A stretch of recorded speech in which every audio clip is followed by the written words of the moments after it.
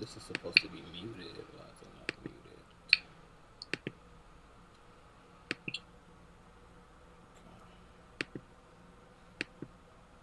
Getting this live set up. Y'all already know how it goes. What's going on, Michelle's daughter? Hi, poet. What's going on, friend? Hey, exotic sun goddess. Yes, I'm here for it. Hey, what's going on, you guys? I'm going to give you guys some time, obviously, to pull up and to roll up in here. If you guys did not catch this week's Gentlemen's Panel, I want you guys to definitely head over to Official King Payne's channel. I'm going to try to leave the link in the description bar of this video as well as post it in my community feed.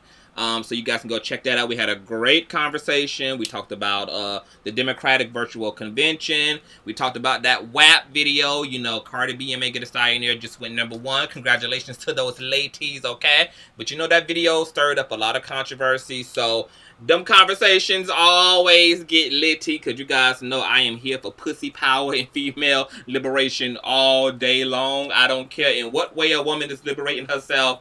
I am team set yourself free by any means. Just like Harriet Tubman had to break the law and put a gun to a few brown people's heads and let them know that she would blow their scalp clean off. Yes, hunty. Sometimes you gotta break the rules, okay? Sometimes you gotta break the rules to survive the rules, okay? Because the rules ain't built for us. The rules ain't built for women. They damn sure not built for black women. The rules ain't built for black men. The rules, they're not created to benefit us. They created to cage us, okay? While these Europeans get to pounce around in the country doing as they please, okay? We're the only ones. Black men, black women, same gender loving men, same gender loving women, black trans women as a whole, okay?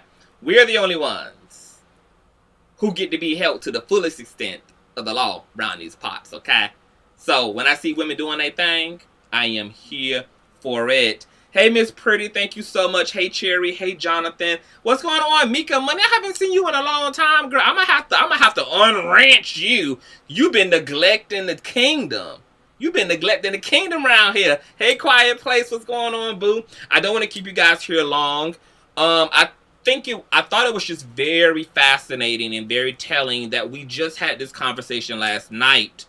You guys know that I did a recap regarding my Dr. Cleo Monago interview. I did that last week. It was a really heavy discussion. I was triggered up, obviously, as an androgynous man because we started talking about, you know, black masculine privilege, same gender loving, mass presenting privilege.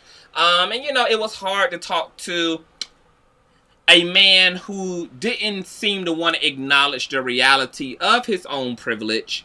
And then we got into some other things regarding healing that kind of made me really think about a lot of the queer people, a lot of the black same gender loving men and women, and trans individuals who didn't get a chance to self-actualize like a Dr. Cleo did, or like a Kayan, who was my cousin on the panel, or like myself did. I've lost so many friends to suicide. I've lost so many friends to hate crimes. I've lost quite a bit of friends to AIDS. And so knowing that so much of the same gender-loving community is without the healing, without the spiritual, without the connection that they need emotionally and mentally to the space that they're in, to the religious systems that are in front of them, and even to their families, and how that takes a toll on a lot of us same gender loving people. There was a point in time in my life where, especially when I was young, where I didn't want to live. You know, it was very difficult.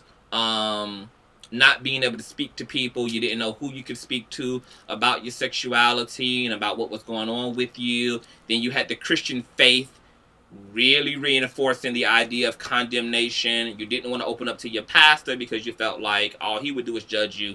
You love your parents, but you also felt like they would just judge you. And so oftentimes you had to really suffer in silence and figure a lot of things out. And a lot of us didn't figure things out. A lot of people who didn't figure that out, if they didn't die by suicide, then that pain and that hole in their soul and that unhealed stuff just manifested as drug usage, promiscuity, and a lot of reckless behavior that either led them to their deaths or just led them to really screwing up their lives. Now, in yesterday's live, Jay Lethal came and presented an interesting request that the gay gods must have heard, okay? Because they gave him exactly what he asked for. Jay Lethal asked me to record my own everyday life and capture homophobia, right? I told him that I would do just that, but I also invited him to fly out, okay? Fly out, I'll fly you out, and let's both do a social experiment where you can document me in my everyday life, you can film people's reactions, etc., but I also want you as a skeptic as it relates to the level of bullying and the level of harassment that some same-gender loving people go through and that many trans women definitely go through on a daily basis. And you could live as a trans woman for a day or two. You would dress up in your heels and your wig and your skirt and your lashes, and we'll see the way that you are received, okay? Because I feel like the best proof is the proof you can see for yourself. When you're dealing with people who refuse to believe the data supported by the FBI or supported by the government, or when you refuse to really acknowledge the testimonies of people's personal experiences, then the next best thing for you is to actually put yourself in that person's shoes. In our case, it'll be our thigh-high boots, okay? So I'm gonna let Jay Lethal pray on that and have him flued right on out, just in case he with the shits. Now, a disturbing matter took place a few nights ago. You guys see the title: 3 trans women viciously attacked and robbed in downtown Hollywood in a hate crime. All of this was captured on camera. So I sent this link to Jay Lethal. I said, look, you asked for a video, you asked for the evidence. Here it is. You have not only the physical evidence, but you also have eyewitnesses who corroborated what happened to these 3 trans women, and we're going to talk about it tonight, okay? So, with that being said, let me read the article. Hope you guys can hear me. Hope we're not getting any type of feedback like we was last night. I don't know what was going on with last night's audio issues, okay? But can you guys give me a 1 in the chat if you guys can hear me just fine? I agree, Jonathan. It's disgusting. I was so appalled. I was so upset earlier when I got whiff of the story. I was on Instagram scrolling through my news feeds and I saw it. I saw a lot of same gender loving people on my news feed sharing this article, and I said I have to speak about it. I absolutely have to. I'm gonna try not to curse. I'm gonna try not to be too upset in this video. I do get pretty passionate about these things, but I'm gonna try to speak very clear, okay? I'm gonna let you guys be my accountability partner today. I'm getting 1s. Okay, wonderful. Okay, so let's get into it. Loud and clear. Okay, great. So we're gonna read the article, okay? So the article says, Los Angeles police are seeking the man in connection with an attack on 3 transgender women in Hollywood early Monday morning. The alleged attack, which took place on Hollywood Boulevard just after 2 a.m., was caught on video. In a series of disturbing clips, people can be heard laughing, people can be heard mocking the victims without offering any help to the trans women. The 3 trans women social media influencers, E in the Doll, Jocelyn Allen, and Jocelyn Bassinet, said they were waiting for an Uber when a man who had been harassing them earlier approached them and stole Eaton's phone. After the women tried to get the phone back, people started to gather around them and the situation became more violent. According to LAPD detectives, the suspect later returned with a metal bar and demanded the shoes and the bracelets of another woman.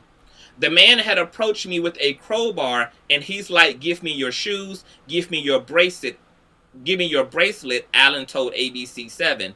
After the incident, Eaton posted a series of clips on her Instagram stories, which seems to show one woman on the ground and a scooter being thrown at another woman who falls while running away, as cars pass by the group and people just watch. According to the victim, one of the videos was posted by Instagram user Stevo Films, who recorded and posted the entire thing. He mocked us, sexualized us, and and instigated the entire attack.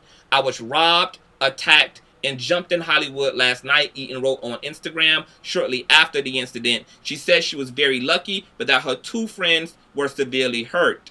Bissonette said that she just collapsed to the floor after she was hit on the back of her head. There were men saying, "Oh, she's dead," laughing at me, she said. We thought we were going to die. Hold on, I done got spam. Uh-oh. I done got spam on the phone. Okay. Let's see. There were men saying, "Oh, she's dead," laughing at me, she said. We thought we were going to die because the guy had left and he's going to come back. He has a crowbar, Eaton said. Police are now asking for the public's help in leading to the arrest of the suspect. He's described as a 25-year-old black male, standing 6 feet tall and weighing approximately 180 pounds. Anyone with information should call LA Regional Crime Stoppers at 1-800-222-TIPS or visit lacrimestoppers.org.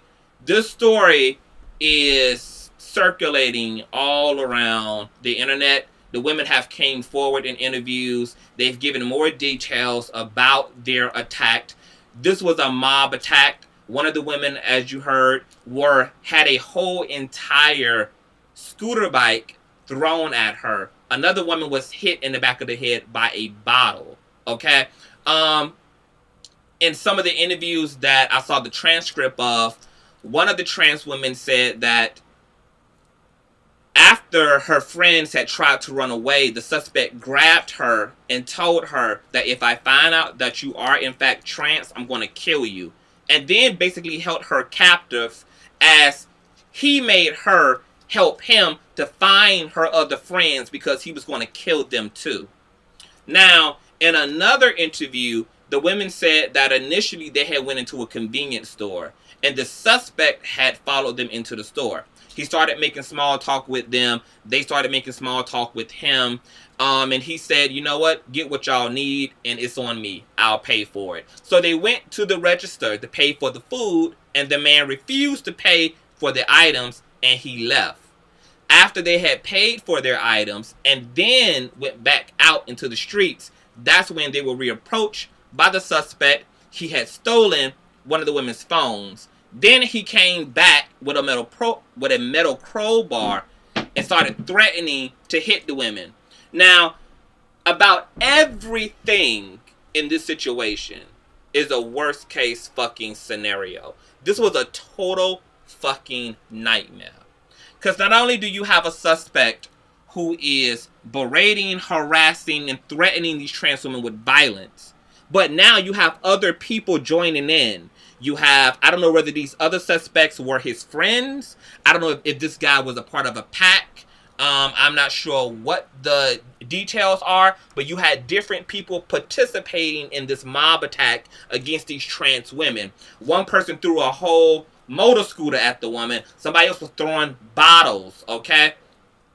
Then to make matters worse, you had the general public who spent time recording the incident. You had some parts of the general population who was laughing and mocking and gawking at these women on the ground. One girl was knocked unconscious, okay? Nobody jumped in to help. Nobody said anything. It's not reported that anyone called 911. These women could have been dying on those streets. And there were people who didn't care if they died on those streets. There were people who would have rather watched what took place rather than to have intervened, even if it would have been as little as calling 911. Nobody did anything. When you guys saw me get a little spicy in my commentary yesterday, when I was talking about Dr. Cleo Monago, and he was trying to equate his homosexual experience basically to everybody's homosexual experience, and I was letting him know in the initial interview that we alike, but we're not the same. That we under the same umbrella in terms of being labeled as homosexual men.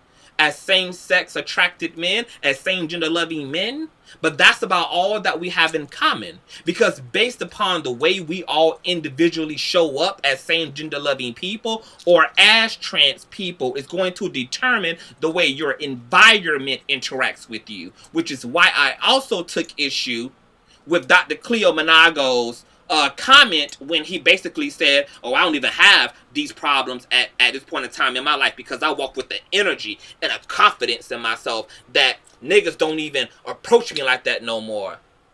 I found that to be a total slap in the face, and this is a prime example of just why. Because you had also these same confident trans women who were some of them were social media influencers doing something with their life, accepted who they were, minding their business, out on a night on the town, enjoying themselves, okay? And their environment, despite their confidence, their environment and the people in that environment, despite the way that they walked in their energy, didn't give a damn because it didn't matter. It didn't matter about what confidence and energy they walked in.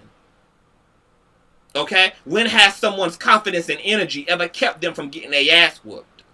When has someone's confidence and energy ever kept them from being murdered or robbed or raped or molested or taken advantage of or stolen from? Even the good book says that misfortune will find good people. What that verse means is that even if you are praying, loyal, wholehearted, good-standing Christian, that in and of itself does not make you immune to the sickness and the ills and the darkness of the world. Plenty of us walk in the self-love we need to, but it don't have nothing to do with the way someone else responds to us. Okay? For those people who believe that queer people and trans women are exaggerating matters, or embellishing things as it relates to the fear they live in walking around this earth. When we talk about privilege, this is what we're talking about. How straight people are not hunted down or targeted simply based off of their orientation alone. And when we talk about mass presenting privilege as it relates to same gender loving black men, okay? You get to escape the hunt because you look just like one of those cis hetero men. The people who are the most impacted by homophobia and transphobia,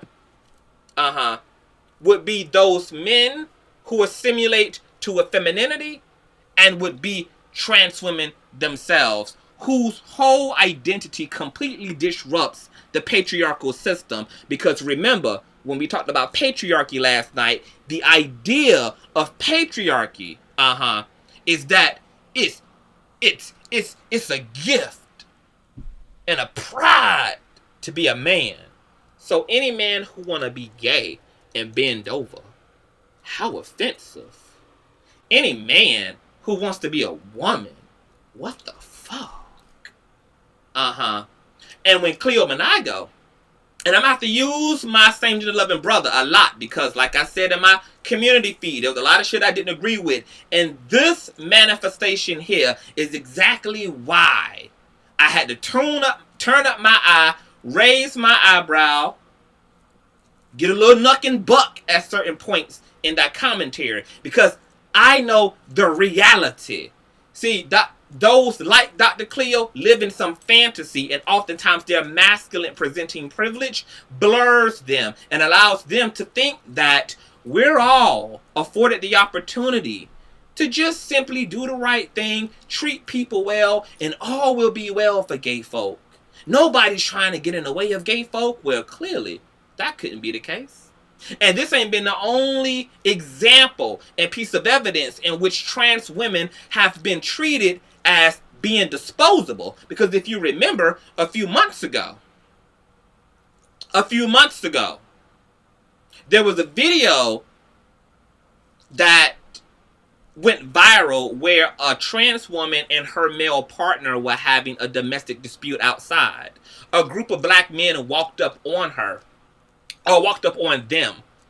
they were initially going to help the woman because they thought that this was a cis hetero woman on the ground being apprehended and attacked by this black male.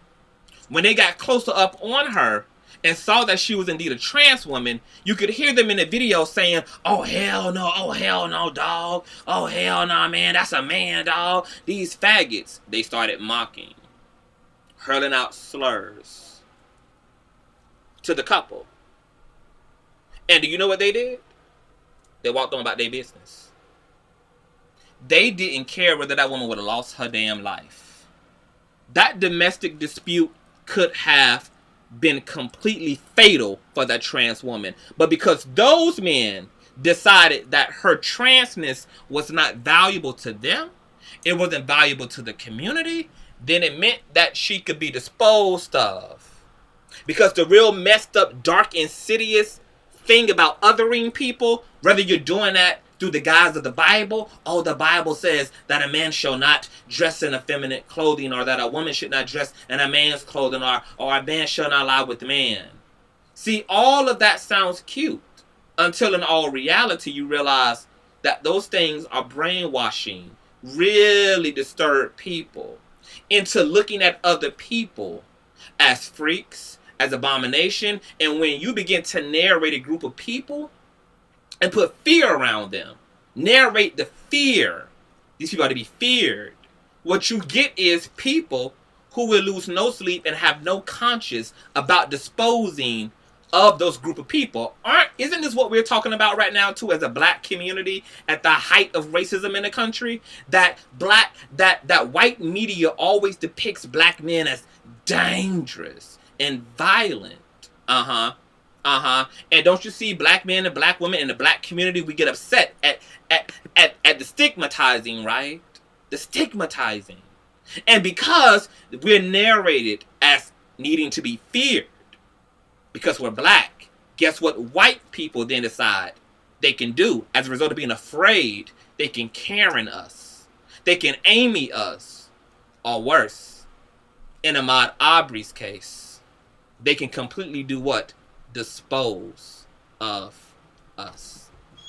Dispose of us. My son did. Shot him. Who you talking about? You're not talking about Anna. Y'all, I gotta end this live. I just got some real bad news. If I can finish this in a part 2, I will.